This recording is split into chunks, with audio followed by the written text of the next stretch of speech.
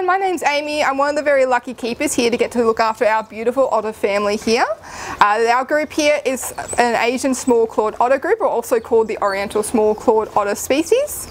As you can see, we have a little family group of 4 otters. So we have Mum and Dad. Mum will just swim past them, as well as Dad. And the 2 boys are just being a little bit more shy and will come in for food in just a second. So as you can see, otters are a very semi-aquatic animal, so they'll spend a lot of their time up on the land as well as spending a lot of time swimming around in the water. So what I've just thrown in then was a little bit of kibble. So it's really, really important part of their diet, as it does help to keep their teeth nice and clean and nice and healthy, removing all that plaque build up like you do with your cats and dogs at home. Otters have a very varied diet in the wild, so they'll eat things like frogs, they'll eat mussels, oysters, little crayfish, things like that. They'll catch fish as well. So to keep up with that variety here, they do get quite a bit of a change up throughout the day. They'll get upwards of 6 feeds a day, as they do have a very fast metabolism. So they've got kibble now. I've also got a little bit of prawns to give them. They'll get big fish, little pilchards. They also get a protein feed, which might be an egg, a mouse, a little chick. And they also do get yabbies throughout the day to give them practice dealing with those harder external shells.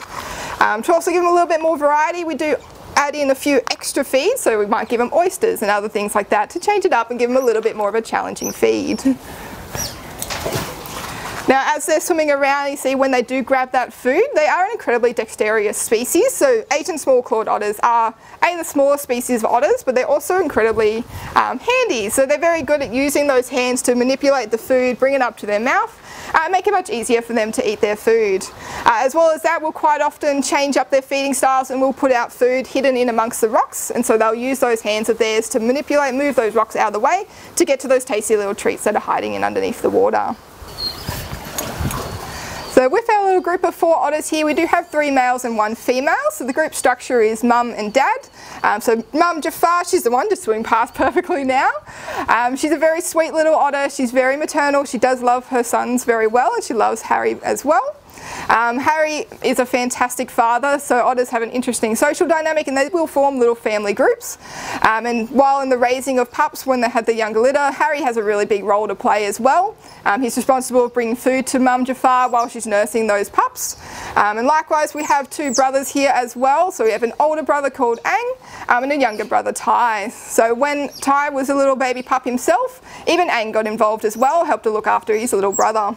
Now their personalities are all quite unique. That's one of my favourite things about otters, is they are very, very unique individually. Ang is quite a confident little otter now. He's learnt quite a lot from his dad as well. Harry's had a fantastic role of teaching the younger boys how to be a big, strong male otter, and to be part of that social structure of Mum. Now, being Asian small-clawed otters, these guys are found all right through the southeast portion of Asia, so all the way from Bangladesh right across the coast, commonly found around Malaysia and in Singapore. You quite see travelling around signs. There are actually signs up all over the place giving warning of otter crossings and otters along the coastline.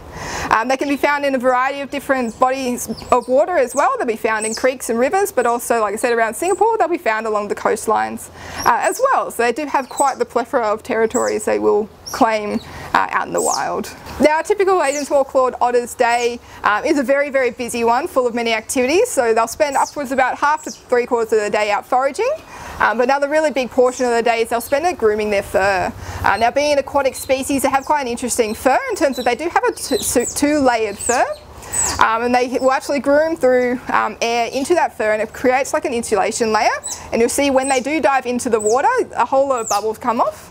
And that shows that they've done their job. They've put that air in through their fur to help keep them insulated while they're swimming around. Now, after our otters have gone for a swim, quite often you'll see them climb back out in the land. They'll actually start rubbing themselves all along the grass, the rocks, the logs, all the different items around in their exhibit. And from there, what they're doing is they're actually squeegeeing out all the water that was stuck to their fur, to dry themselves off nice and quick so they can get back to all their little ottery activities. Now, our beautiful Asian small-clawed otters are unfortunately on the threatened species list. Now, there's 2 main reasons for this. There's unfortunately the illegal pet trade, as they are adorably cute, but the other major thing is that they are suffering from habitat destruction, as many species in Southeast Asia are. Now, one way that we can help these guys, as well as all the other species in the area, is by choosing palm oil-free products. So on our website, we do have a thing called Palm Oil Scorecard, in which we rate a lot of our supermarket products. on a scale of 1 to 5, depending on how much sustainable palm oil is used. So by going to the supermarket, it's like casting a vote every single dollar that you spend, and choosing those sustainably sourced palm oil products is a way of showing those companies what we want to do, and that is look after our beautiful creatures, like our beautiful Asian small-clawed otters and all those other species. Thank you guys for tuning in and learning a little bit about our beautiful Asian small-clawed otter family here at Taronga Western Plains Zoo, and hope to see you guys out here soon.